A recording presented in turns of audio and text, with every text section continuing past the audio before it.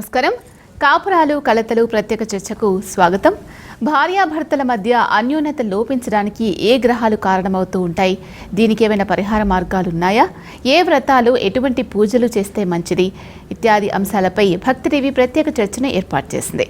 ఈ కార్యక్రమంలో పాల్గొని విలువైన సమాచారాన్ని మనకు తెలియజేయడానికి మనతో పాటు ఉన్నారు ప్రముఖ జ్యోతిష్యులు భమిడిపాటి రవికృష్ణ శర్మ గారు, అలాగే ప్రముఖ జ్యోతిష్యురాలు జంధ్యాల లత గారు. ముందుగా వారిని పరిచయం చేసుకుని ఈ కార్యక్రమాన్ని ప్రారంభిద్దాం. గురుగారు నమస్కారం అండి. నమస్కారం అమ్మా. నమస్తే గురుగారు, మొదటగా మీరు చెప్పండి, మన సనాతన ధర్మంలో వివాహ వ్యవస్థకు ఉన్న ప్రాధాన్యత ఏంటి అనే దానికి సంబంధించి. శ్రీ గురుభ్యో నమః. శ్రీరామపత్ని జనకస్య పుత్రి సీతాంగనా సుందర కోమలాంగి భూగర్భజాత భువనైకమాత వధూవరాభ్యాం వరదా భవంతు. మంగళాష్టకాల్లో వచ్చేటువంటి ఒక శ్లోకం ఇది. సనాతన ధర్మంలో మనువు ఉద్భవించిన తర్వాత, మానవుని యొక్క దశ ప్రారంభమైన తర్వాత, మానవ జీవితంలో ఉన్నటువంటి షోడశ కర్మలలో వివాహం అనేటువంటి కర్మని మనం ఏర్పాటు చేసుకోవడం జరిగింది. అంటే నామకరణము, డోలారోహణము, జాతకర్మ, అన్నప్రాసన, అక్షరాభ్యాసము, ఉపనయనము ఇత్యాది క్రతువులు ఏవైతే ఉన్నాయో వీటిలో ఉన్నటువంటి 16 క్రతువులలో 16 సంస్కారాలలో కూడా ఈ షోడశ సంస్కారాలలో వివాహం అనేది అత్యంత ముఖ్యమైనటువంటి ప్రాధాన్యతను సంతరించుకోవడం జరిగింది. ఎందుకు అంటే వివాహమైనదే స్త్రీ గర్భాన్ని ధరించడానికి అవకాశం ఉంది. ఎప్పుడైతే గర్భం ధరించిందో అక్కడి నుంచి పుంసవనము, సీమంతము, ఆ తర్వాత శిశువు జననం తర్వాత నామకరణము, జాతకర్మ, అలాగే డోలారోహణము, తర్వాత అన్నప్రాసన, ఆ తర్వాత అక్షరాభ్యాసము, ఉపనయనము ఇత్యాది కర్మలన్నీ కూడా మనకి ఒకదాని తర్వాత ఒకటి మనం నిర్వహించడం జరుగుతూ ఉంటుంది. అంటే ఈ 16 కర్మలలోకి 16 సంస్కారాల్లోకి కూడా వివాహమే ముఖ్యమైనటువంటి క్రతువుగా మనం తీసుకోవడం జరిగింది. ఈ వివాహ క్రతువులో ఎందుకు క్రతువు అని ఇక్కడ మనం సంభాషించడం జరిగింది అంటే, వివాహం అనేది ఒక యజ్ఞము. యజ్ఞము అంటే మీ అందరికీ తెలుసు, ఒక గొప్ప మహాకార్యాన్ని యజ్ఞము అని మనం ప్రస్ఫుటంగా తెలియజేయడం జరుగుతూ ఉంటుంది. అటువంటి యజ్ఞంలో, ఆ క్రతువులో ఏమిటి అంటే ముఖ్యంగా కన్యాదానం జరుగుతూ ఉంటుంది. ఎన్నో రకాలైనటువంటి దానాల్లో అత్యంత ప్రభావితమైనది, అద్భుతమైనటువంటిది కన్యాదానం అనేది ఉంటుంది. ఈ కన్యాదానానికి కోటి యజ్ఞాల ఫలితాన్ని పొంది ఉండి, కోటి యజ్ఞాలు చేసినటువంటి పుణ్యాన్ని కనుక పొంది ఉంటే పూర్వజన్మలో ఒక ఆడపిల్ల, ఒక ఆడ శిశువు మన ఇంట్లో జన్మించడం జరుగుతుంది. అంటే పూర్వజన్మలో కోటి యజ్ఞాలు చేసి ఉండాలి ఆ యజమాని. అటువంటి కోటి యజ్ఞాల ఫలితం ఒక ఆడ శిశువు జన్మిస్తే, ఆ ఆడ శిశువు యుక్త వయసుకు వచ్చిన తర్వాత కన్యాదానం చేస్తూ ఉంటారు. ఆ కన్యాదానమే ఈ యొక్క వివాహము, పాణిగ్రహణము అని రకరకాలుగా పెళ్ళి అని మనం వివిధ భాషల్లో వివిధ రకాలైనటువంటి మాటల్లో చెప్పుకుంటూ జరుగుతుంది. ఏమిటి కన్యాదానం? కన్యాదానం అంటే ఏమిటి? వివాహం ఎందుకు చేయాలి? వివాహ వైశిష్ట్యం ఏమిటి అని కనుక మనం ఆలోచిస్తే, ఎవరైతే కన్యాదానం చేస్తారో ఈ కన్యాదానం చేసినటువంటి వ్యక్తి యొక్క దశాపరేషాం దశపూర్వేషాం మయా సహా మత్కృత్, అంటే ఎవరైతే ఈ కన్యాదానం చేస్తారో పూర్వము 10 తరాలు, ఇతని వంశం తర్వాత 10 తరాలు, ఇతని తర్వాత 10 తరాలు కూడా ఎవరైతే నరకాది ఉత్తీర్యాః, నరకంలో ఉన్నారో, ఆ నరకంలో ఉండి ఉన్నారో పూర్వజన్మ యొక్క పాపం వల్ల, పుణ్యం వల్ల, అటువంటి నరకంలో ఉన్నటువంటి వాళ్ళు శాశ్వత బ్రహ్మలోక నిత్య నివాస సిద్ధ్యర్థం అని చెప్తూ, వివాహానికి సంబంధించి జాతక పరంగా, ముహూర్త పరంగా అన్నీ సక్రమంగా చూసుకొని ఓ పద్ధతి ప్రకారం చేసుకున్న తర్వాత కూడా ఎందుకు కాపురంలో కలహాలు వస్తున్నాయి అంటారు? కాపురంలో కలహాలు రావడానికి అనేక కారణాలు ఉన్నాయి. జ్యోతిష పరంగా గనక మనం చూసుకున్నాము అని అంటే, జాతకాలు కలిసేయాక కూడా వీళ్ళు కలతలు, తర్వాత కలహాలు, ఇవి రెండూ కూడా వస్తున్నాయి. ప్రధానంగా ఇక్కడ మనం చెప్పుకునేది ఏమిటంటే, 9 గ్రహాలు కూడా మనకి ఎన్ని మంచి పనులు అంటే మనం అనేక రకాలుగా అనుకుంటుంటాం, ఉద్యోగము, వ్యాపారము, సంతానం కదా. అలాగే ఇక్కడ ఏమిటి అని అంటే ఈ గ్రహాలు అనేవి మనకి ఎలా అయితే వివాహాన్ని ఇస్తూ ఉంటాయో అలాగే కలహాలను కూడా ఇస్తూ ఉంటాయి, అంటే ఇబ్బందుల్ని కూడా కలిగిస్తూ ఉంటాయి. ఇప్పుడు ఇక్కడ ఎక్కువగా మనం చెప్పేది ఏంటి, అసలు మామూలుగా వివాహం చేసుకున్న తర్వాత ఎటువంటి కష్టం వచ్చినా ఎటువంటి ఇబ్బంది వచ్చినా ఎలాంటి సుఖము సంతోషము వీటి కోసమే కదా మనం వివాహం అనేది చేసుకుంటున్నాం. అంటే కలిసి మనం అన్నీ కూడా తట్టుకోవాలి, లేకపోతే అందరము కలిసి ఇక్కడ భార్యాభర్తలు ఇద్దరూ కలిసి నడవాలి. ఇది ఇక్కడ మనకి వివాహంలో మొదటి విషయంగా చెప్పేది. కాబట్టి ఏమవుతుంటుంది, ఎప్పుడైనా సరే ఎక్కడైనా ఇబ్బంది అనేది వచ్చినప్పుడల్లా ముందర ఈ ఇబ్బంది మాకు ఎందుకు వచ్చింది అనే ప్రశ్న వీళ్ళకి రావటంతో పాటు రెండోది ఏం జరుగుతూ ఉంటుందంటే ఇక్కడ ఏదైనా సరే మాకు గ్రహాల వలన ఈ ఇబ్బంది కలుగుతోందా, మరి మేము ఇంత బాగా జాతకాలు చూసుకొని ఇంత బాగా కలిసిన తర్వాత కదా వివాహం చేసుకున్నాము, అనేక దోషాలకి సంబంధించి పరిహారాలు కూడా చేసుకొని ఆ తర్వాతే వివాహం చేసుకున్నాము, అయినా సరే మాకు ఎందుకు ఇలాంటి ఇబ్బందులు కలుగుతున్నాయి అనే ప్రశ్న వస్తూ ఉంటుంది. ఇక్కడ అనేక రకాలు. ఒకటి ఏమిటి అని అంటే ఒకటి మనకి జాతకపరంగా గ్రహాలు అనేవి అనుకూలించాలి, 2 గోచారం కూడా బాగుండాలి, 3 అసలు ఇక్కడ అన్ని రకాలుగాను అంటే ధర్మబద్ధంగా ధర్మ అర్థ కామేచ అని మనం ప్రామిస్ చేసుకున్నాం పెళ్లి చేసుకున్నప్పుడు. కాబట్టి ఏంటంటే వీటన్నిటికీ కూడా ఇలాగ ఎటువంటి ఇబ్బందులు వచ్చినా కూడా మేము కలిసి ఉంటాము అని చెప్పి మనం ప్రామిస్ చేసుకున్నప్పుడు, ప్రమాణం చేసుకున్నప్పుడు దానికి తగిన విధంగా నిలబడేందుకు కూడా మనము ప్రయత్నం చేయాలి. ఎన్నో కష్టాలు వస్తూ ఉంటాయి, కష్టాలు వచ్చినంత మాత్రాన విడిపోవాలి అన్న ఆలోచన అనేది ఎప్పటికీ కలగకూడదు. భార్యాభర్తలు అన్నాక ఎప్పుడూ కూడా కలిసి ప్రయాణం చేయాల్సిందే. ఇప్పుడు మనకు అంటుంటారు కదా, ఒక మామూలుగా బండి నడిపేందుకు 2 ఎడ్లు కావాలి అని అంటుంటారు. అలాగే ఏంటంటే వీళ్ళిద్దరూ కలిసి ఒక సంసారం అనే దీన్ని నడుపుతూ ఉంటారు. ఇక్కడ ఎవరికి ఇబ్బంది వచ్చినా కూడా రెండో వాళ్ళు సహాయము అందించాలి, అలాగే రెండో వాళ్ళు వాళ్ళతోటి నిలబడాలి. కానీ ఇప్పుడు ఇక్కడ ఏం జరుగుతోంది అని అంటే ఈ గ్రహాలు అనేవి అనుకూలంగా లేనప్పుడు ఒకరి జాతకంలోనూ ఇంకొకరి జాతకంలోనూ ఎక్కడో అక్కడ ఒక జాతకంలో ఇబ్బంది అనేది వస్తూ ఉంటుంది. ఇంకొకటి విషయం ఏమిటి అని అంటే అసలు ఇక్కడ భార్యాభర్తల మధ్యన ఏజ్ గ్యాప్ అనేది ఎక్కువగా చూడట్లేదు. ఇప్పుడు ఏమవుతుంటుందంటే 2.5 ఏళ్లకు ఒకసారి శని మారుతూ ఉంటాడు. ఈ 2.5 ఏళ్ల గ్యాప్ కూడా ఇవ్వకుండా వివాహం చేయటం వలన సాధారణంగా శని గనక అక్కడే సంచారం చేస్తుంటే ఇప్పుడు ఒక్కొక్క భావంలోనూ అంటే ఒక్కొక్క రాశిలోనూ 2.5 ఏళ్ల పాటు శని సంచారం జరుగుతున్నప్పుడు అదే 2.5 ఏళ్ల కాలం వ్యవధి గనక లేకుండా అంటే గ్యాప్ అనేది లేకుండా గనక మనం వివాహం చేస్తూ ఉంటే ఆ శని అదే రాశిలో వీళ్ళకి కూడా సంచరించడం అనేది జరుగుతూ ఉంటుంది. అలాగే ఏమవుతుంటుంది, మంత్స్ గ్యాప్ కూడా ఇవ్వరు, అంటే నెలల గ్యాపులు కూడా లేకుండా చేసుకుంటూ ఉంటారు. అలాంటప్పుడు ఏమవుతుంటుందంటే కొన్నిసార్లు ఇక్కడ కుజుడు వేరే గ్రహంతో ఉండటం కానీ శుక్రుడు వేరే గ్రహంతో ఉండటం కానీ ఇలాంటివి జరుగుతూ ఉంటాయి. అలాంటప్పుడు ఏమవుతుంటుందంటే ఈ కాంబినేషన్స్ కూడా ఇద్దరికీ ఒకటే ఉండటం వలన ఏమవుతుంటుంది, గొడవలు అనేవి ఎక్కువగా వస్తూ ఉంటాయి. అందుకని ఏంటంటే ఒకటి కొంచెం భార్యాభర్తల మధ్యన ఎడము అనేది అవసరం, అంటే గ్యాప్ అనేది ఉండాలి, మినిమం 3 ఇయర్స్ గ్యాప్ అన్నా ఉండాలి. దీనివల్ల ఏమవుతుంటుందంటే ముందర శని మారటం అనేది జరుగుతూ ఉంటుంది. సపరేటివ్ ప్లానెట్స్ అంటే సాధారణంగా శని కానీ కుజుడు కానీ రాహు కానీ కేతు కానీ ఈ గ్రహాలు ఎక్కువగా మనకి భార్యాభర్తల మధ్యన ఎడాన్ని పెంచుతూ ఉంటాయి, డిస్టెన్స్ని కలిగిస్తూ ఉంటాయి. కాబట్టి ఏమవుతుంటుంది, ఎప్పుడైతే ఇలాంటి గ్రహాలు డిస్టెన్స్ని కలిగించేవి ఇబ్బందికరంగా గనక భావాల్లో ఉన్నప్పుడు అదే లగ్నము అవే రాసులు అవే నక్షత్రాలతోటి గనక అంటే అలాంటి జాతకం ఉన్న వారితోటే గనక వివాహం గనక జరిగితే కలహాలు తప్పనిసరిగా వస్తూ ఉంటాయి.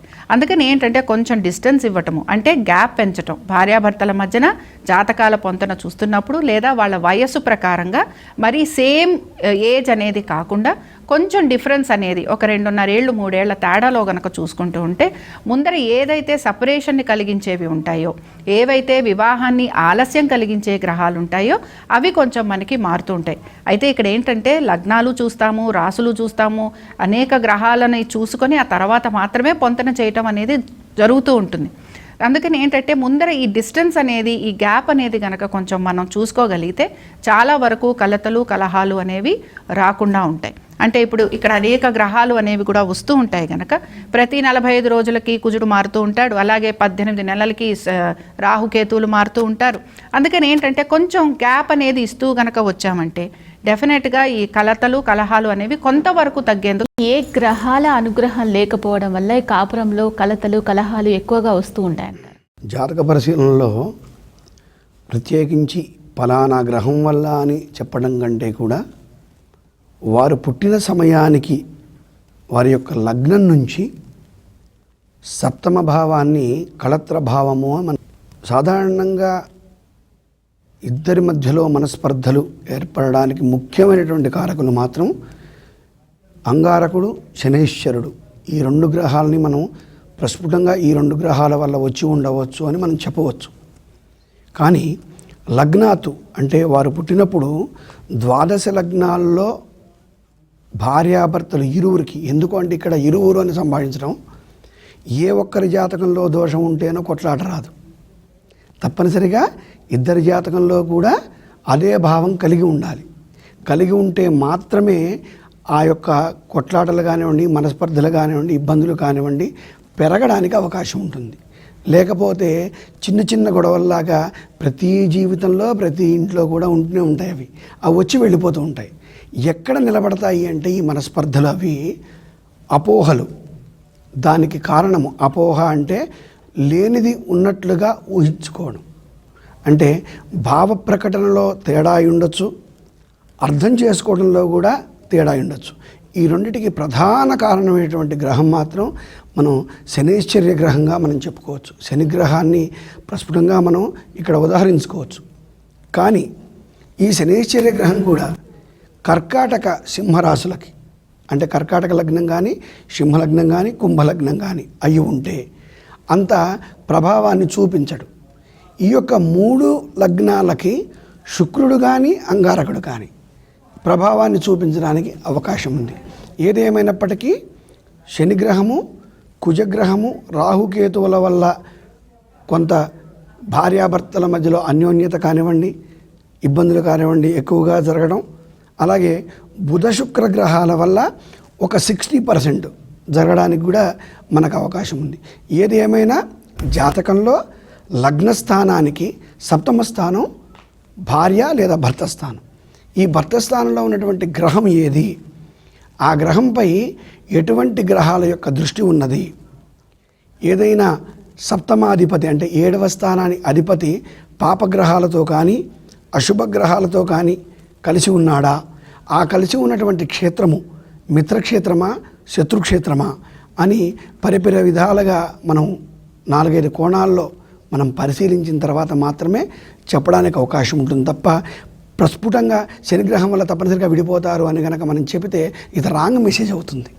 ఎందుకంటే ప్రతి ఒక్కళ్ళు చూసుకుంటారు. ఇవాళ నెట్లో వచ్చేసింది, సపోజ్ ఆ నెట్లో ఆన్ చేసి తన జాతకం కొట్టుకున్నాడు అనుకోండి, 7వ స్థానంలో శని ఉంటే అమ్మో అందుకే నాకు నా భార్యతో నాకు పడదని వీడు రేపటి నుంచి తగాదాలు మొదలు పెడతాడు. అంటే ఎట్టి పరిస్థితుల్లో కూడా 7వ స్థానానికి సంబంధించి 7వ స్థానాన్ని అధిపతి ఎక్కడ ఉన్నాడు, ఏ స్థానంలో ఉన్నాడు, ఎటువంటి దృష్టి కలిగి ఉన్నాడు అనేది ప్రస్ఫుటంగా మనం గమనించుకోవాలి. అయితే గురుని యొక్క బలం గనక ఉంటే, అంటే మనకు ఉన్నటువంటి 9 గ్రహాల్లో బృహస్పతుల వారు ఆ గురుగ్రహం యొక్క బలం బాగా ఉంటే గనక ఎటువంటి పరిస్థితుల్లో అయినా సరే భార్యాభర్తల మధ్యలో ఎటువంటి విభేదాలు జరగడానికి అవకాశం ఉండదు. వచ్చినా చిన్న చిన్నవి సరదా ముచ్చట్లాగా ఉంటాయి తప్ప కొట్లాటలుగా మనకి మారడానికి అవకాశం ఉండదు.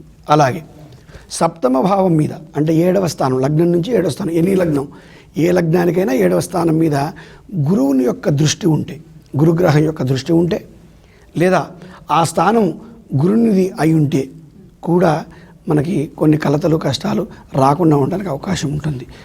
మోస్ట్ ప్రాబబ్లీ శని కుజ రాహుకేతువుల యొక్క ప్రభావం వల్లనే భార్యాభర్తల మధ్యలో అన్యోన్యత అనుకూలత. అది కూడా ఏమిటంటే ఇప్పుడు ఆవిడ చెప్పారు అర్థం చేసుకోవాలి అని, 100కి 100 రూపాయలు అర్థం చేసుకోవాలి. జాతకం ఇలా ఉంది కాబట్టి మేము కొట్టుకుంటామంటే కుదరదు. ఎట్టి పరిస్థితుల్లో అవతల వాని యొక్క మాట భావ వ్యక్తీకరణ, అంటే మనం చెప్పేటప్పుడు భావం కరెక్ట్గా ఉండాలి. ఆ భావాన్ని అవతల వాడికి అర్థమయ్యేటట్టుగా నువ్వు చెప్పగలిగితే అసలు మనస్పర్ధలే రావు. తర్వాత భార్యాభర్తలు అయిన తర్వాత ఇవాళంతా మోహం అండి. ఇక్కడ విశిష్టత ప్రాముఖ్యత వివాహానికి లేవు ఈ రోజుల్లో, అవన్నీ పోయింది. ఇప్పుడంతా మోహము అంటే ఒక రకమైనటువంటి కోరిక. పురుషుడు స్త్రీ ఇద్దరు దాంపత్యం చేయాలి, సంతానం కలగాలి, సంతానం కలిగిన తర్వాత వాళ్ళని స్కూల్లో వేయాలి, ఆ స్కూల్లో వేయడానికి కావాల్సినంత డబ్బు సంపాదించాలి. వీడు పొద్దున పోతాడు, అలాగే ఆవిడ పొద్దున పోతుంది, సాయంత్రం వస్తారు. ఈ విధంగా కష్టపడి వాళ్ళు సంపాదించుకోవడం తప్ప ఆ సంపాదనని ఖర్చు పెట్టడం తప్ప ఒకళ్ళ మధ్యలో ఒకళ్ళకి ప్రేమానురాగాలు అసలు ఎలా ఉండాలి, భార్యాభర్తల మధ్యలో బంధము ఎట్లా ఏర్పడుతుంది అనేది కూడా సరిగా తెలియని యువత ఇప్పుడు మనకి మార్కెట్లో ఉన్నారు. కాబట్టి ప్రధానంగా ఏమిటంటే అర్థం చేసుకోవడం. ఈ అర్థం చేసుకోవడానికి సపోర్ట్ గ్రహం ఎవరంటే మాత్రం శనిగ్రహంగా మనం చెప్పకూడదు. శనిగ్రహం యొక్క శక్తి లేకపోతే, అనుగ్రహం లేకపోతే ఏ మాట మాట్లాడినా కానీ భార్యాభర్తల మధ్యలో విభేదాలు రావడానికి అవకాశం. అమ్మ, జ్యోతిష్యపరంగా చూసుకోవాలి అంటే అన్యోన్య దాంపత్యానికి ఉండవలసిన అనుకూలతల గురించి ఒకసారి చెప్తారా? ఇక్కడ జ్యోతిషపరంగా గనక మనం చూసుకున్నామంటే లగ్నాతు ద్వితీయ భావము, చతుర్థము, పంచమము, సప్తమము, అష్టమము, అలాగే ద్వాదశము, ఈ భావాలన్నీ కూడా మనం చూసుకుంటూ రావాలి. ఎందుకు అనంటే ఒకటి లగ్నము అనేది మన శరీరము అనుకుంటే, ద్వితీయ ఎప్పుడూ కూడా అన్యోన్య దాంపత్యం కావాలి అని అంటే ముందర మాట చాలా బాగుండాలి. మనం ఏది చెప్పాలనుకున్నా కూడా, ఏది అనుకున్నా కూడా, గొడవలు పడేవాళ్ళం అనుకోండి, అరుస్తూ గావుకేకలు పెడితే ఎదుటి మనిషి మన మాట వినరు. అలాగే ఇక్కడ ఏమిటి అని అంటే ఆ ద్వితీయ స్థానము సప్తమ చూసుకుంటే అష్టమ స్థానం అవుతూ ఉంటుంది. అందుకని ద్వితీయంలో ఎటువంటి చెడు గ్రహము ఉండకూడదు. కేతు అనుకోండి, రాహు అనుకోండి, కుజుడు అనుకోండి, లేకపోతే ఇక్కడ శని కూడా కొంతవరకు ఉండకూడదు. అయితే లగ్నాల ప్రకారం చూసుకున్నప్పుడు అక్కడ వేరువేరుగా వస్తూ ఉంటుంది కనుక అది మనకి వేరేగా మనం భావించాలి. అలాగే ఇప్పుడు ఇక్కడ చతుర్థ భావం చూసుకున్నప్పుడు ఏమవుతూ ఉంటుందంటే ఇంట్లో కలతలు అన్నప్పుడు చాలా వరకు కూడా ఎవరికి ఇష్టం ఉండదు. ఇంట్లో గొడవలు పడుతున్నాం, అరుస్తున్నాం, గావకేకలు పెట్టుకుంటున్నాం, భార్యాభర్తలు గొడవలు పడుతున్నప్పుడు ఇంట్లో ఎప్పుడూ కూడా ఒక అశాంతి అనేది ఉంటూ ఉంటుంది. అందుకని ఏమిటంటే ఆ స్థానాన్ని కూడా మనం గమనించుకుంటూ ఉండాలి. అంటే పొంతన చేస్తున్నప్పుడు ఎవరికైతే వివాహం చేయాలి అని అనుకుంటున్నామో వారి జాతకాల పొంతన చేస్తున్నప్పుడు ఈ భావాలన్నిటినీ కూడా మనం చూసుకుంటూ వస్తాం. పంచమ స్థానం ఎందుకు అని అంటారా? ఎందుకు అని అంటే భార్యాభర్తలు అయిన తర్వాత మంచి సంతానం కోసం అని చెప్పి మనం చేసే ప్రయత్నం, అలాగే మన ఆలోచన ధోరణి, పాజిటివ్ థింకింగ్ అనేది ఎప్పుడున్నా కూడా భార్యాభర్తల మధ్యన ఎలాంటి కలహాలున్నా, ఎలాంటి కలతలున్నా ఇవన్నీ కూడా మనము ఆ తర్వాత ఆలోచించుకునో లేకపోతే ఎక్కడో అక్కడ మనమే తగ్గచ్చు కదా అనో ఇలా ఏదో ఒక మంచి ఆలోచనతోటి ఆ ఒక ప్రాబ్లమ్ని సాల్వ్ చేసుకోవడానికి ప్రయత్నం చేస్తూ ఉంటాం. సప్తమ భావం ఎలానో చూస్తాం. ఎందుకంటే మనకు వచ్చేవాళ్ళు అంటే ఇక్కడ ఎవరైతే ఉంటారో స్త్రీలు అవ్వచ్చు, ఇక్కడ స్త్రీలకైతే పురుషులు అనుకోండి, లేకపోతే ఎవరైనా సరే వారి స్పౌస్ గురించి కనుక్కోవాలి అని అనుకున్నప్పుడు సప్తమ భావం ఎలా ఉంది, సప్తమంలో ఏ గ్రహాలు ఉన్నాయి, ఏ విధంగా వీళ్ళ ఒక వైవాహిక జీవితం నడుస్తుంది అనేది మనం చూస్తూ ఉంటాం. అష్టమం అనేటప్పటికీ అందరూ కూడా చాలా ఆలోచిస్తూ ఉంటారు, చాలా రకాలుగా భయపడుతూ ఉంటారు. ఎందుకంటే ఇక్కడ నేను చెప్తున్న భావాలన్నిట్లోనూ కూడా కుజుడు గనక ఉన్నాడు అని అంటే తప్పనిసరిగా ఆయన ఏదో ఒక రకమైన ఇబ్బందిని కలిగిస్తాడు అని చెప్పి మనం అనుకుంటూ ఉంటాం. కాబట్టి ఇప్పుడు అష్టమం కనుక ఏదైనా సరే ఒక గ్రహం ఉంది అని అంటే అందులో కూడా చెడు చేసే గ్రహాలు గనక ఉంటే తప్పనిసరిగా వీళ్ళ ఒక వైవాహిక జీవితాల్లో ఇబ్బందులు అనేవి ఉంటూ ఉంటాయి. అందుకని ఏమిటంటే ఎప్పుడూ కూడా అక్కడ ఒక మంచి గ్రహం అనేది ఉండాలి. ఒక గురువో లేకపోతే ఈ శుక్రుడు కానీ బుధుడు కానీ ఇవి ఉన్నా కూడా ఇవి వేరే గ్రహాలతోటి, చెడు గ్రహాలతోటి కలిసి ఉండకూడదు, చూడబడకూడదు. అలాగే ద్వాదశం అంటారా, వీళ్ళిద్దరి మధ్యన ఒక మంచి అన్యోన్యత కోసం, ఒక మంచి అండర్స్టాండింగ్ కోసం, ఫిజికల్ కంపాటబిలిటీ అంటూ ఉంటాం, అంటే అట్రాక్షన్ కోసం, భార్యాభర్తల మధ్యన ఒక అట్రాక్షన్ కోసం అని చెప్పి ఈ ద్వాదశ భావాన్ని చూస్తూ ఉంటాం. కాబట్టి జాతకాల పొంతన చూస్తున్నప్పుడు లేదా అసలు అన్యోన్య దాంపత్యం కోసం ఈ భావాలన్నీ కూడా మనకి బాగుండాలి. అయితే సాధారణంగా ఏమవుతుంటుందంటే కొన్ని భావాలు బాగుంటాయి, కొన్ని భావాలు కొంచెం ఇబ్బందికరంగా ఉంటాయి. దాంతో కొన్ని భావాలు ఇబ్బందికరంగా ఉన్నాయి అంటే ఇక్కడ ద్వితీయం అనుకుందాం, మాట ఒక్కటే కరుగ్గా ఉంది కానీ చతుర్థం బాగుంది, లేదా సప్తమం బాగుంది, లేదా ద్వాదశం బాగుంది, లేదా అష్టమం బాగుంది. అప్పుడు ఏమవుతూ ఉంటుంది, కొంచెం వీళ్ళు కరుగ్గా మాట్లాడినా, గొడవలు పడ్డా, వాళ్ళు ఏదో రకంగా పంచమం బాగుంది అనుకోండి, మళ్ళీ వాళ్ళే వచ్చి సారీ చెప్పటం, లేదా వాళ్ళే వచ్చి మేము తప్పు చేసామని చెప్పి సర్దుకుపోవటం, ఇలాంటివి జరుగుతూ ఉంటాయి. అన్ని భావాలు పాడవటం అంటూ ఉండదు, కొన్ని భావాలు ఇబ్బందికరంగా ఉంటాయి. ఇబ్బందికరంగా ఉన్నప్పుడు మాత్రం అవి మనకి ఆ ఒక గోచారం అంటే ఆ దశలు నడిచాయనుకోండి, లేదా ఆ ఒక గ్రహంకి సంబంధించి మనకు అక్కడ ఏదైనా సరే గోచారం గనక అక్కడ జరుగుతున్నప్పుడు ఆ రకాల ఇబ్బందులు వస్తూ ఉంటాయి. ఇప్పుడు చతుర్థ భావమే పడైంది అనుకుందాం, అప్పుడు ఏమవుతుంటుంది, అక్కడే కనుక ఏ కుజ సంచారమో రాహు సంచారమో నడుస్తుంది అనుకుందాం, ఆల్రెడీ అక్కడ ఇంకొక గ్రహం ఉంది, ఏ పాప గ్రహమో ఉంది. అప్పుడు ఏమవుతుంటుందంటే ఇంట్లో ఇంకా ఎక్కువగా కలతలు అనేవి కలుగుతూ ఉంటాయి, లేదా ఇంట్లో ఉండకుండా ఎప్పుడు చెప్పులు వేసుకొని వెళ్ళిపోవటం. అంటే ఏం జరుగుతూ ఉంటుందంటే ఒక అనుకూలమైన దాంపత్యం కావాలి అన్నప్పుడు ముందర జాతక పరంగా ఈ భావాలన్నీ కూడా బాగుండాలి. తర్వాత గ్రహాల పరంగా గనక మనం చూసుకుంటే గురువు గ్రహం ఎప్పుడూ కూడా అనుకూలంగా ఉండాలి. అంటే జాతకంలో ఎన్ని కలహాలున్నా, ఈ భావాలు ఏవైనా సరే ఇబ్బందికరంగా ఉన్నా గురువు మాత్రం పాడవకూడదు. అలాగే వివాహానికి చాలా అనుకూలంగా ఉండాల్సిన గ్రహం ఏమిటి అంటే శుక్రగ్రహం. శుక్రుడు భార్యని ఇస్తాడు, అలాగే ఒక మంచి అన్యోన్య దాంపత్యాన్ని కూడా ఇస్తాడు. ఎటువంటి కలతలు ఉన్నా కూడా సర్దుకుపోయే నేచర్ని కూడా కలిగిస్తూ ఉంటాడు. అయితే ఇక్కడ చెప్పుకుంటున్న వాటిల్లో 9 గ్రహాలు మనకి మంచి చేస్తాయి, 9 గ్రహాలు చెడు చేస్తాయి. అయితే అవి ఉన్న భావాలు అలాగే అవి ఎటువంటి ఇబ్బందిని కలిగిస్తాయనేది మాత్రం మనం గ్రహించుకుంటూ ఉండాలి. కాబట్టి అనుకూలంగా కావాల్సినవి ఏమిటి అంటే గురుగ్రహము, శుక్రగ్రహము, అలాగే చంద్రుడు బాగుండాలి. చంద్రుడు ఎందుకు బాగుండాలి అని అంటే చంద్రుడు మనసుకి సంబంధించిన వాడు కదా. అంటే ఏంటి, మన మనసు అనేటప్పటికీ మన మైండ్ కదా.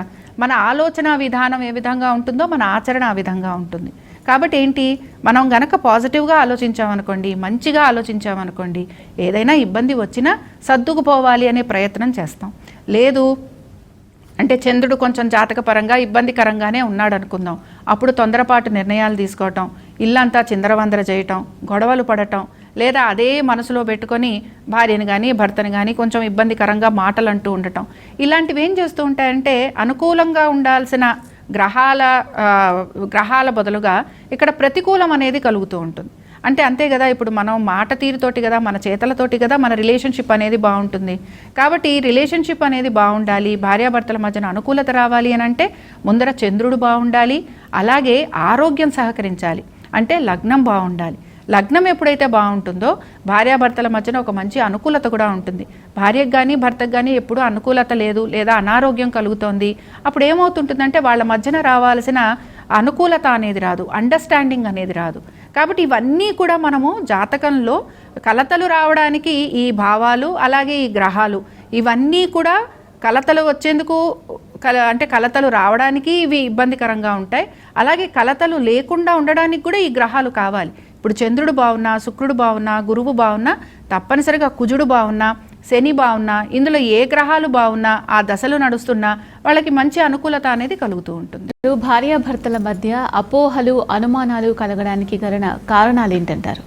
లగ్నంలో లేదా సప్తమంలో శని కానీ కుజుడు కానీ రాహుకేతువులు కానీ ఉండటం వల్ల మిగిలిన ఏ స్థానాల్లో ఉన్నప్పటికీ ప్రధానంగా లగ్నంలో రాహు కానీ లగ్నంలో కేతువు కానీ లగ్నంలో శని కానీ లగ్నం లేదా దీనికి ఆపోజిట్లో 7th ప్లేస్లో ఈ 4 గ్రహాలు ఉండటం ప్రధానంగా మనం తీసుకోవడం జరుగుతుంది.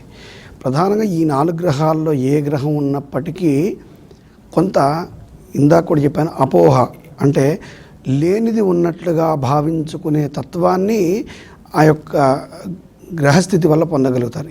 ఎవరంటే భార్య జాతకంలో ఇది ఉందనుకోండి, భర్త పొందుతాడు అలా. అలాగే భర్త జాతకంలో ఉంటే కనుక భార్య అటువంటి అపోహ ఉన్నట్లుగా భావిస్తూ ఉంటుంది.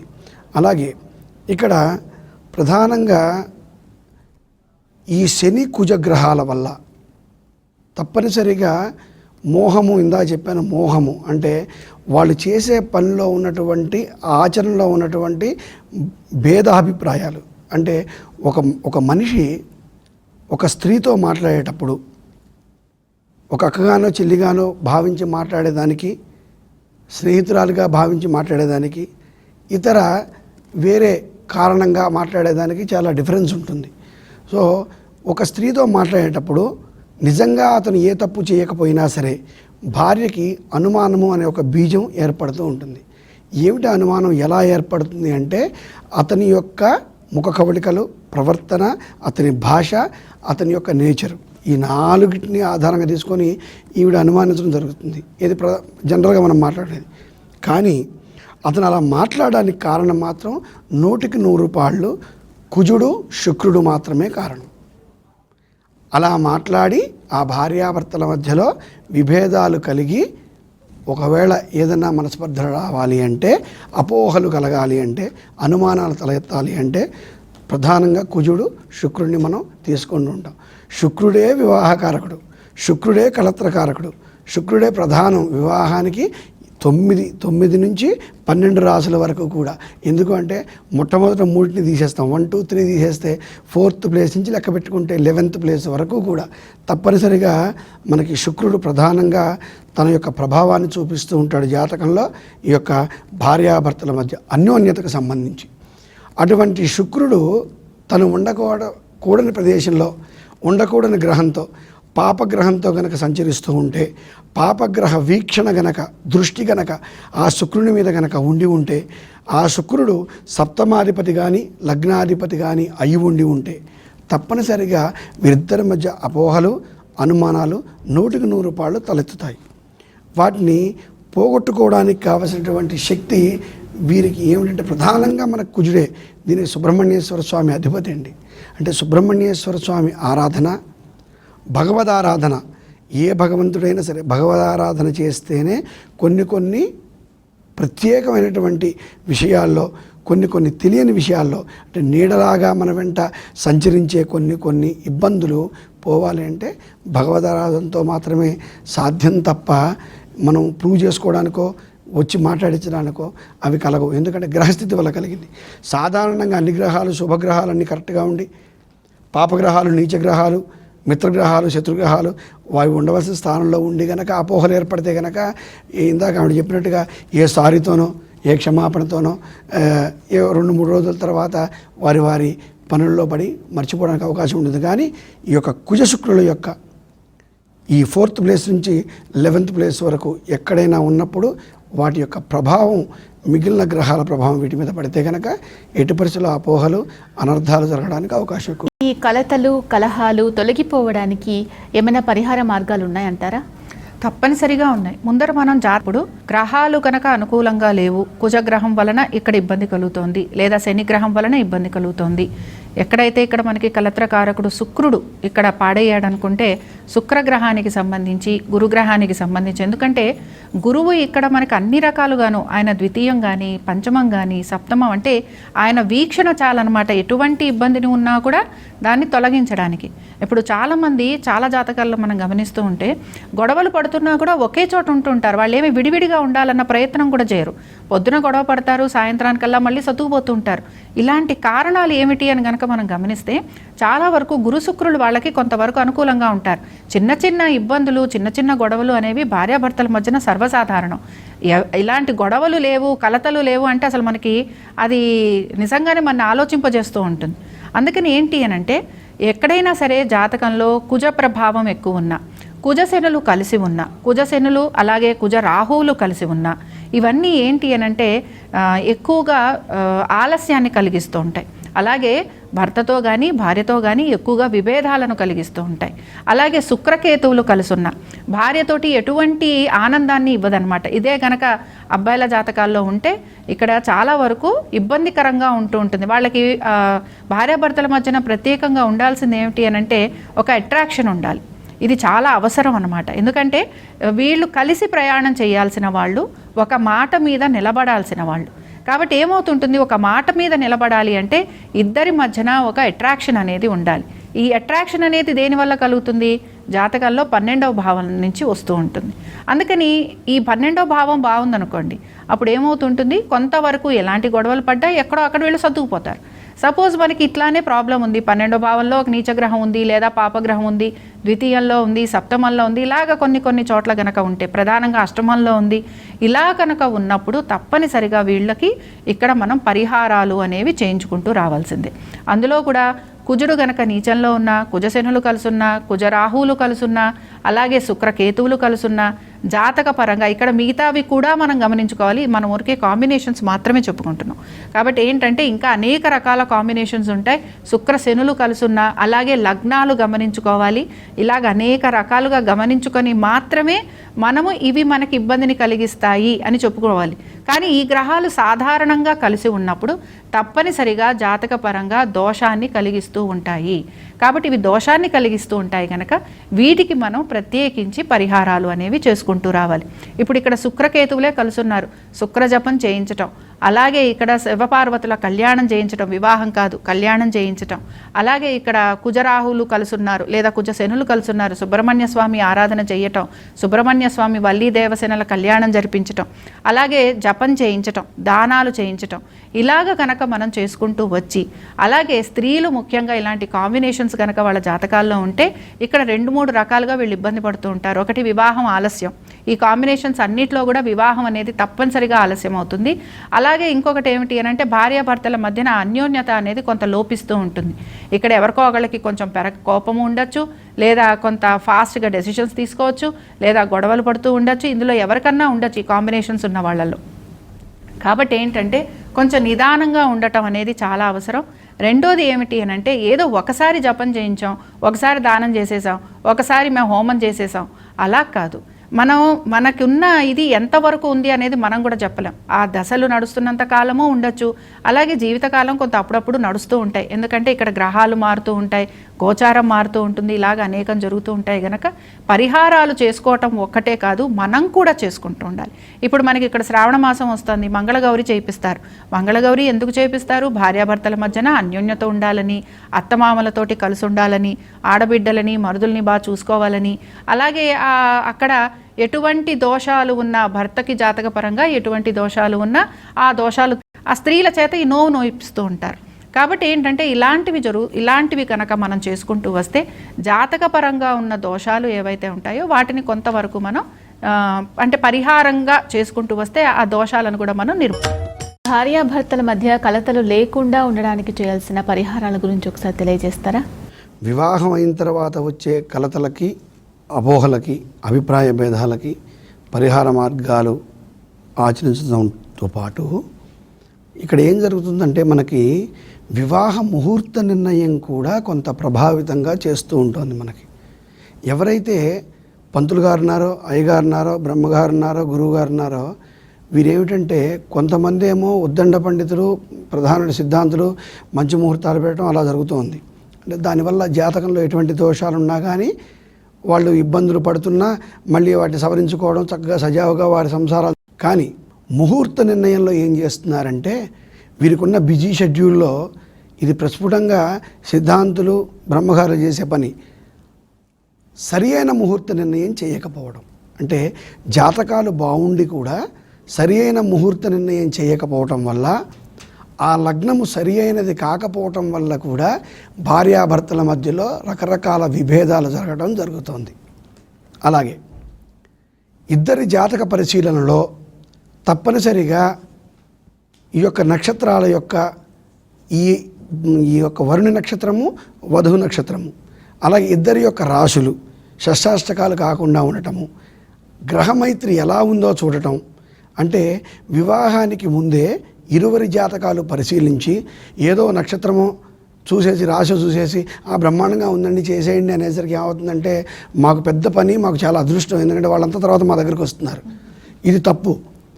ప్రస్ఫుటంగా ఇద్దరి యొక్క గ్రహాలు ఎక్కడెక్కడ ఉన్నాయి, వారి యొక్క వివాహ జీవితానికి, వాళ్ళ యొక్క దాంపత్య జీవితానికి సంబంధించినటువంటి గ్రహాల యొక్క స్థితిగతులు ఎలా ఉన్నాయి పరిశీలించి ఇరువురికి తప్పనిసరిగా వివాహం చేయవచ్చు అని ఒక నిర్ణయానికి వచ్చిన తర్వాత సరి అయిన వివాహ లగ్నం, మంచి లగ్నాన్ని నిర్దేశించి ఆ లగ్నానికి వివాహ ముహూర్తం కనుక జరిగినట్లయితే 10 to 15%, 20% ఏదైనా జాతకంలో ఈ యొక్క వివాహం వల్ల, దాంపత్యం వల్ల ఉద్భవించే కష్ట నష్టాలు ఏమన్నా ఉంటే కూడా రాకుండా పోతున్నాయి. 1. 2, ఒకవేళ ఆ ముహూర్త నిర్ణయానికి ఆదివారం కావాలి, సోమవారం కావాలి, సెలవు రోజు కావాలని ఈ తల్లిదండ్రులు వీళ్ళు కొంచెం గట్టిగా పట్టుబడుతూ ఉంటారు సిద్ధాంతుల దగ్గరికి వెళ్ళి. అప్పుడు ఆయన మాత్రం ఏం చేస్తాడు, వాడి కర్మవాడిని పెట్టేస్తూ ఉంటాడు. పెట్టి ఏం చేస్తారు, పేరు మారిస్తే కనుక ఈ పేరు కాదండి, ఈ అమ్మాయికి ఈ పేరు మార్చండి, ఇద్దరికి సరిపోతుంది అని నిర్ణయించడం జరుగుతుంది. దానివల్ల కూడా ఇద్దరి జీవితాలు అస్తవ్యస్తం అయిపోవడం జరుగుతుంది. ఎట్టి పరిస్థితుల్లో కూడా ఇరువురి జాతకాలు కలవాల్సిందే. ఇందాక నుంచి మేము చెప్పినట్లుగా ఏ స్థానాల్లో అయితే గ్రహాలు ఉంటాయో ఆ గ్రహాలు సరిగా ఉన్నాయో లేవో చూసుకోవడం 2.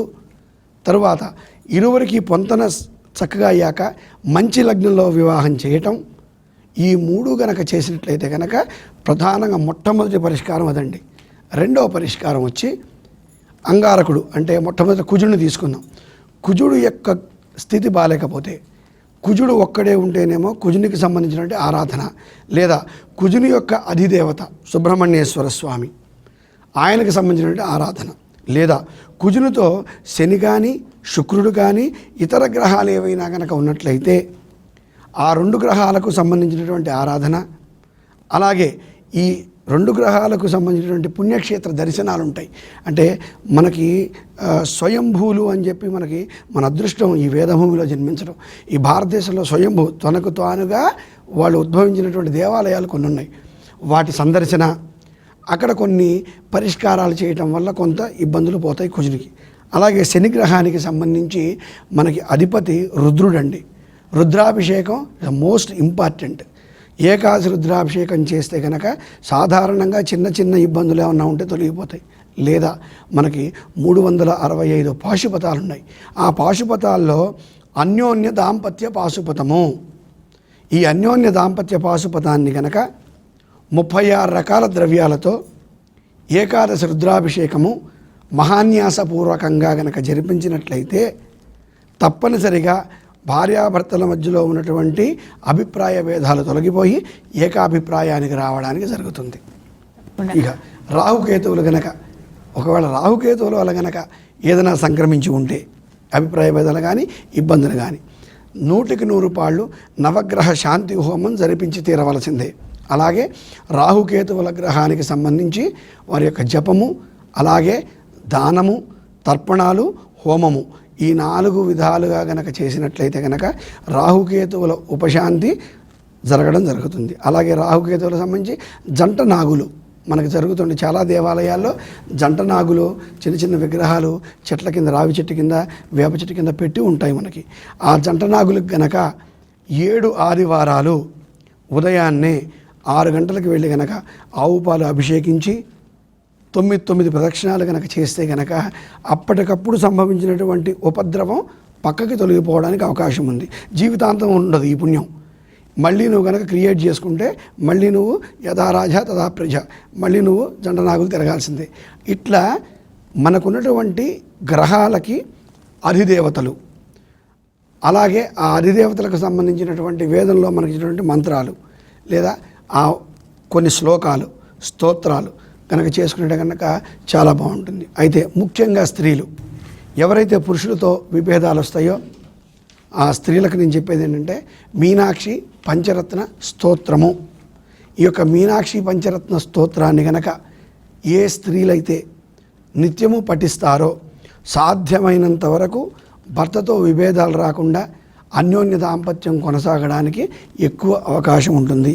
అలాగే లలిత అమ్మవారు లలితా సహస్రనామ స్తోత్రము, అలాగే లలితా స్తోత్రాలు కనుక పఠించినట్లయితే నిత్య సుమంగళి ఆవిడ. ఆ సుమంగళి ఆ అమ్మవారి యొక్క దీవెనల వల్ల ఏవైనా గ్రహాల వల్ల కానీ, గ్రహ అంతర్దశల వల్ల కానీ, మహర్దశల వల్ల కానీ, సూక్ష్మదశల వల్ల కానీ, ప్రాణదశల వల్ల కానీ, అంతరాంతర్దశల వల్ల కానీ ఏ గ్రహం వల్ల ఎటువంటి ఇబ్బంది కలుగుతున్నా 100కి 100 పాళ్ళు అమ్మవారి అనుగ్రహం వల్ల దాని యొక్క ప్రభావం తగ్గి చిన్న చిన్న గొడవలు, చిన్న చిన్న విభేదాలు, చిన్న చిన్న మనస్పర్ధలతో వాళ్ళందరూ కూడా కొంచెం కలిసి మెలిసి ఉండటానికి అవకాశం ఉంటుంది. ఏదేమైనప్పటికీ ప్రధానంగా గ్రహాల యొక్క సంచారము, లగ్నంలో లగ్నాతో ఉన్నటువంటి గ్రహాలు చూసుకొని ఇరువురికి వివాహం చేసేటప్పుడే సరిగ్గా సరి అయిన జ్యోతిష్యుడిని సంప్రదించి వివాహం గనక చేసినట్లయితే ఉత్తరోత్తర బాలేదు ఆ రెమెడీస్ ఈ రెమెడీస్, హోమాలు, పూజలని డబ్బు ఖర్చు పెట్టడానికి అవకాశం. ఒక్కొక్క కుటుంబంలో, ఒక్కొక్క కాపురంలో, ఒక్కొక్క దాంపత్యంలో ఒక్కొక్క రకమైన విభేదాలు వస్తూ ఉంటాయి. పిల్లల వల్ల కావచ్చు, అత్తమామల వల్ల కావచ్చు, లేకపోతే ఆర్థికంగా ఎదుగుదల లేదని కావచ్చు, ఏదైనా.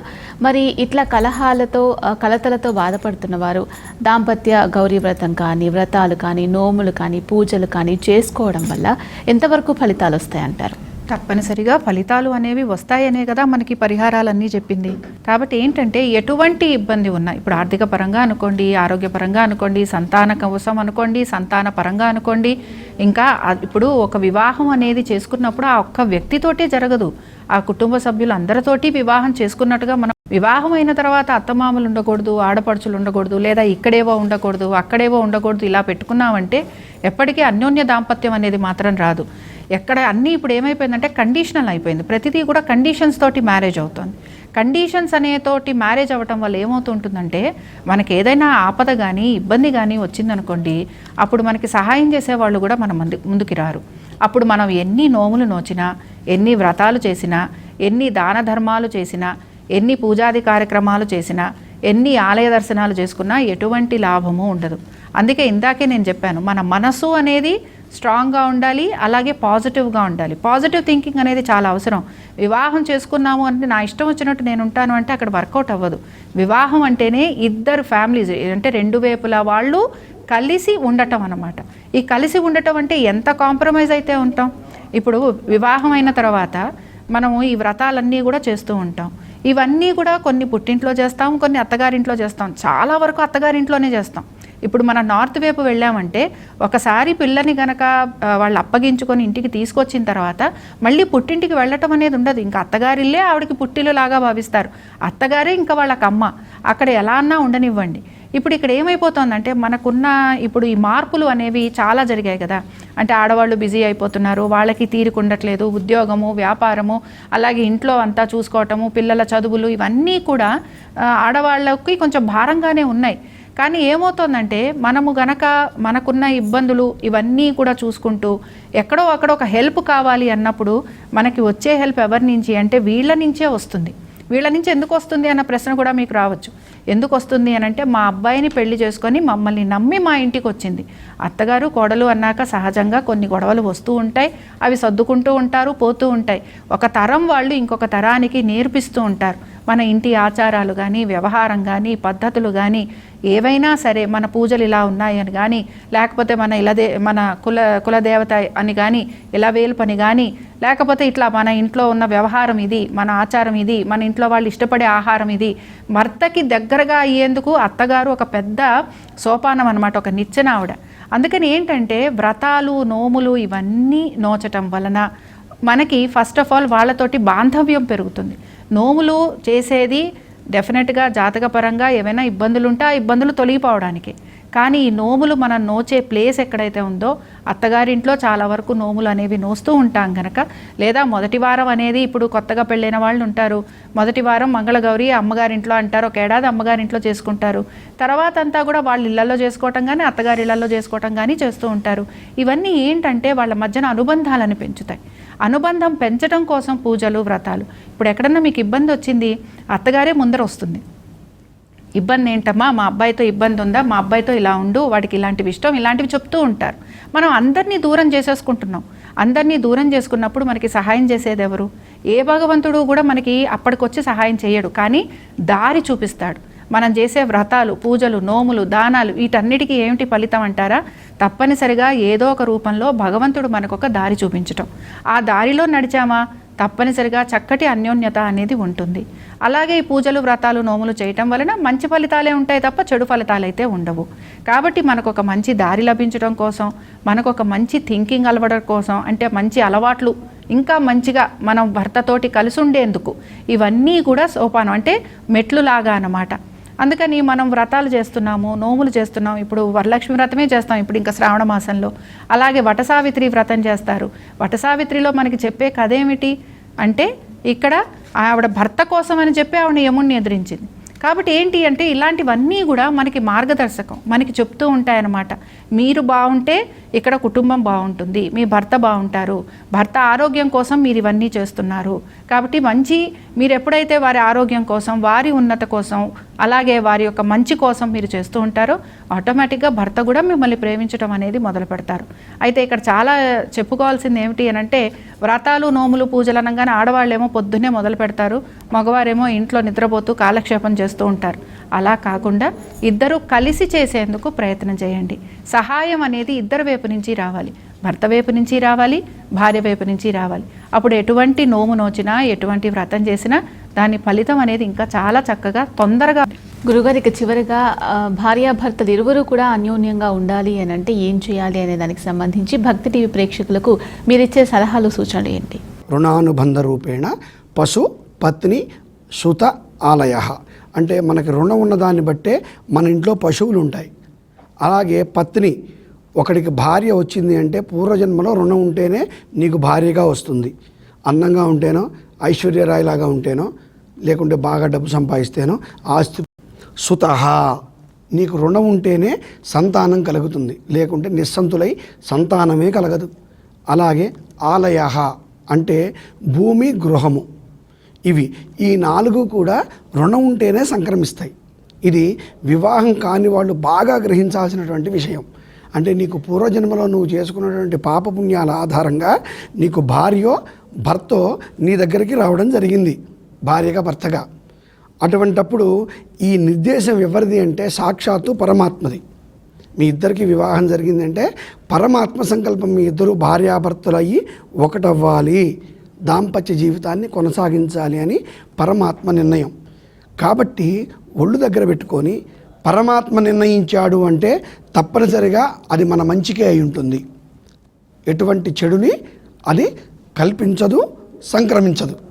పరమాత్మ నిర్ణయంతోనే మనకు వివాహం జరిగింది అని కనుక భావించినట్లయితే, వివాహం అనేది ఒక బాధ్యతగా మనం స్వీకరించినట్లయితే, అమ్మాయి కాబట్టి అబ్బాయి కాబట్టి పెళ్లి చేసుకున్నారు, మేలు ఫిమేలు సెక్సువల్ కాంటాక్ట్ ఉంది కాబట్టి సంతానం కలుగుతుంది, ఇది కాదండి. వివాహము అంటే బాధ్యత. ఏమిటి బాధ్యత? మొట్టమొదట నువ్వు భార్యవి, భార్య తర్వాత తల్లివి, తర్వాత కోడలివి, అలాగే చెల్లివి, అక్కవి. ఈ స్త్రీకి ఎన్నో పాత్రలు ఉన్నాయి, ఒకటే పాత్ర కాదు. అటువంటి పాత్రల్లో జన్మనిచ్చేది తల్లి అయితే జీవితాన్ని ఇచ్చేది భార్య. ఒక పురుషుడికి జీవితాన్ని ఇవ్వాలి అంటే తప్పనిసరిగా భార్య ఉండి తీరవలసిందే పక్కన. భార్య లేకుండా భర్త ఉంటే వాడి సగం జీవితంతో ఉన్నట్టే లెక్క. అంటే భార్య స్థానం ఎంత గొప్పదో ఒక్కసారి ఆలోచించండి. సాక్షాత్తు శ్రీరామచంద్రమూర్తి కూడా అశ్వమేధ యాగం చేయాలంటే భార్య పక్కన లేదని తప్పించిపోయి బంగారు సిద్ధం చేయించుకొని అశ్వమేధ యాగం చేయించడం జరిగింది. అక్కడ బంగారు సిద్ధం తెచ్చుకున్నాడు కదా అని మనం కూడా ప్లాస్టర్ ఆఫ్ ప్యారిస్ విగ్రహం తెచ్చుకోవడం కాదు. ఏమిటి అంటే తప్పనిసరిగా భార్య ఉండాలి అని మనకి చెప్పడానికి ఒక సంకేతం. భార్య లేకుండా ఒక పూజ చేయలేం, భార్య లేకుండా సంకల్పం చేయలేం, భార్య లేకుండా వ్రతం చేయలేం, భార్య లేకుండా యాగం చేయలేం, భార్య లేకుండా యజ్ఞానికి పనికిరాం. అంటే మనకున్నటువంటి వైదిక కర్మలలో, సశాస్త్రీయమైన సనాతన ధర్మంలో మనకు ఏర్పాటు చేసిన ప్రతి కర్మలో కూడా భర్తకి తప్పనిసరిగా భార్య ఉండి తీరవలసిందే. ఆ భార్య ఉంటేనే దాన్ని దాంపత్యము, దంపతులు అని పిలుస్తారు. ఆ దంపతులు కూర్చొని మాత్రమే ఒక మహాక్రతువుని నిర్వహించగలుగుతారు. కనీసం మీ పిల్లలకి మీరు పెళ్లి చేయాలన్నా పక్కన భార్య ఉంటేనే భర్త పెళ్లి చేయగలుగుతాడు కన్యాదానం చేసి, అలాగే భర్త ఉంటేనే భార్య చేయగలుగుతుంది. ఈ ఇద్దరు కొట్టుకొని విడిపోయారనుకోండి, మీకు కలిగిన పిల్లలకి పక్కింటి వాళ్ళో, ఆ పై వాళ్ళో, చుట్టాలో, బంధువులో చేయాలి వివాహం. అంటే అర్థమైంది ఏంటంటే ఇక్కడ వివాహానికి ఉన్నటువంటి ప్రాముఖ్యత, వీరిద్దరి యొక్క మధ్యలో ఉన్నటువంటి అన్యోన్యత, వారి యొక్క ప్రేమ, అనురాగం మాత్రమే తరువాతి తరాలకి సుశోభితమైనటువంటి, శుభకరమైనటువంటి, శాంతపూరితమైనటువంటి, సంతోషకరమైనటువంటి జీవనాన్ని ట్రాన్స్ఫర్ చేస్తూ ఉంటుంది. కాబట్టి భార్య ఒక బాధ్యత. భర్త గారి తల్లిగారిని, తండ్రి గారిని చూసుకోవాలి, భర్త గారి వంశంలో ఉన్నటువంటి ఆచారాలను గౌరవించాలి, భర్త గారి సంప్రదాయాలను గౌరవించాలి, భర్త గారి యొక్క వంశ ఉన్నతికి, అభివృద్ధికి కావలసినటువంటి ప్రతి చర్యలో భార్య పాలుపంచుకోవాలి. అలాగే భర్త కూడా, భార్య అంటే ఏమిటో ఒక స్త్రీ వచ్చిందిలే ఆడది బానిస కాదు. భార్య అంటే సాక్షాత్తు ఎవరంటే ఆ జగన్మాత. నీకు దేవుడు కూడా పుట్టించలేడు, స్త్రీ మాత్రమే పునర్జన్మనివ్వగలుగుతుంది, నీ వంశాన్ని అభివృద్ధి చేయగలుగుతుంది. ఎక్కడో పుట్టి వాళ్ళ బంధువులందరినీ వదిలేసి, తల్లిదండ్రులను వదిలేసి, వాళ్ళ ప్రేమను వదిలేసి నీ వంశాన్ని ఉద్ధరించడానికి నీ కోసం తనకు తానుగా సింగిల్గా అక్కడి నుంచి ఇక్కడికి వచ్చి నీ కుటుంబంలో కలిసిపోవడానికి ధైర్యంగా అడుగు పెడుతుంది ఒక్కతే. కాబట్టి అటువంటి ఆదిపరాశక్తి రూపమైనటువంటి భార్యని ఆదిపరాశక్తిగా భావించి నువ్వు కనుక గౌరవించి పూజించి చక్కగా చూసుకున్నట్లయితే కనుక ఇప్పటి వరకు మేము చెప్పినటువంటి సమాధానాలు ఏవైతే ఉన్నాయో అపోహలకి, అనర్థాలకి, అటువంటివి ఏవి మీకు సంక్రమించకుండా నిండు నూరేళ్ళు అవకాశం ఉందండి. భక్తి ప్రేక్షకులకు అన్యోన్య దాంపత్యానికి సంబంధించి మీరిచ్చే విలువైన సలహాలు. ముందర వివాహం చేసుకునే ముందర మాత్రం తప్పనిసరిగా జాతకాల పొంతన అనేది చేసుకోవటము. అలాగే జాతకాల పొంతన చేసుకునే టైంలో 18 పాయింట్లు కలిసాయని సరిపోయాయని అనుకోకుండా ఉండటం. ఇక్కడ పాయింట్లు ఒక్కడే కాదండి, జాతకపరంగా భావాలు కూడా కలవటం అనేది చాలా అవసరం. కాబట్టి ఏంటంటే కొంత జ్యోతిష్యం బాగా తెలుసు అంటే ఇప్పుడు అంతా కూడా నెట్లో వచ్చేస్తోంది కనుక ఎవరికి వాళ్ళే చూసుకోవటము, చేసుకోవటము, లేకపోతే అనేక రకాలుగా వాళ్ళకి వాళ్ళే భావించుకోవటం అనేది జరుగుతుంది. అలా కాకుండా భార్యాభర్తలు కలిసి ఉండాలి. వీళ్ళు ఎంతో కాలం అంటే ఏంటంటే వీళ్ళందరూ కూడా భార్యాభర్తలు, మీరు చూడండి వివాహం జరిగేటప్పుడు భార్యాభర్తలందరినీ ఆశీర్వదించమంటారు, అక్షింతలు వేయమంటారు. అందుకని ఏంటంటే వాళ్ళు గౌరీ శంకరులుగా మనం భావిస్తూ ఉంటాం. అంటే లక్ష్మీ విష్ణువుగా, విష్ణు లక్ష్ములుగా వీళ్ళని భావిస్తూ ఉంటాం. అందుకని ఏంటంటే వీళ్ళందరూ కూడా దేవతా స్వరూపులుగా భావిస్తూ ఈ కొత్త జంటని ఆశీర్వదించమని చెప్తూ ఉంటాం. అందుకని ఏంటంటే ముందర జాతకాల పొంతన చూసుకోండి. ఏమైనా సరే దోషాలు ఉంటే వాటికి పరిహారాలు చేసుకోండి. పరిహారాలు చేసుకున్న తర్వాత కూడా మీరు అవి అప్పుడప్పుడు వాటి ఎఫెక్ట్ అనేది చూపిస్తూ ఉంటాయి, అవి ఒక్కసారిగా తొలగిపోవు. అందుకని ఏంటంటే ఎక్కడైనా ఇబ్బంది కలుగుతున్నప్పుడు నిరాశకి పోకుండా, నిరాశ పడకూడదు, అలాగే దాని గురించి మదన పడకూడదు. దానికి ఏమిటి పరిష్కారం అని వెతుక్కోవాలి. అంతేగాని ఈ గ్రహం వలన మేము విడిపోతాం అన్నారండి అందుకని మేము విడిపోతాం, లేదు మాకు రెండో పెళ్ళి ఉందండి, ఈ మధ్య చాలామంది ఇలా కూడా మాకు రెండో వివాహం ఉందని చెప్తున్నారు. అంటే మొదటి వివాహం చేసుకోవటం వదిలేయటం రెండో వివాహం అని కాదు. అక్కడ ఏమిటి అనంటే ఆ గ్రహాల వలన ఇబ్బంది కలుగుతుంది అని చెప్పటం. అందుకని ఆ గ్రహాల వలన ఇబ్బంది కలుగుతుంది కనుక ఆ గ్రహాల ఒక దశలు నడిచినా లేకపోతే గోచారపరంగా కొన్ని ఇబ్బందులు ఉన్నా వాటికి పరిహారాలు చేసుకుంటూ నెమ్మదిగా ఉండటం, భగవతారాధన చేస్తూ ఉండటం, ఇష్టదేవతారాధన భార్యాభర్తలు ఇద్దరూ కూడా తీర్థయాత్రలకు వెళ్ళటం, అంటే మంచి పుణ్యక్షేత్ర దర్శనాల వలన కూడా వీళ్ళకున్న ఇబ్బందులు లేదా గోచారం వలన కానీ లేకపోతే ఈ గ్రహాల వలన కానీ కలుగుతున్న ఇబ్బందులు ఏవైతే ఉంటాయో అవి తొలగిపోతూ ఉంటాయి. ఇలాగ కొంచెము వీళ్ళు గనక ఆ సమయం దాటేంత వరకు వీళ్ళు కొంచెం నిబ్బరంగా గనక ఉండగలిగితే తప్పనిసరిగా మంచి జీవితం అనేది భార్యాభర్తలు ఇద్దరికీ కూడా కనపడుతుంది. గురుగారు, అమ్మ అన్యోన్య దాంపత్యానికి సంబంధించి ఎంతో విలువైన సమాచారాన్ని మాకు మా ప్రేక్షకులకు తెలియజేశారు. ధన్యవాదాలండి.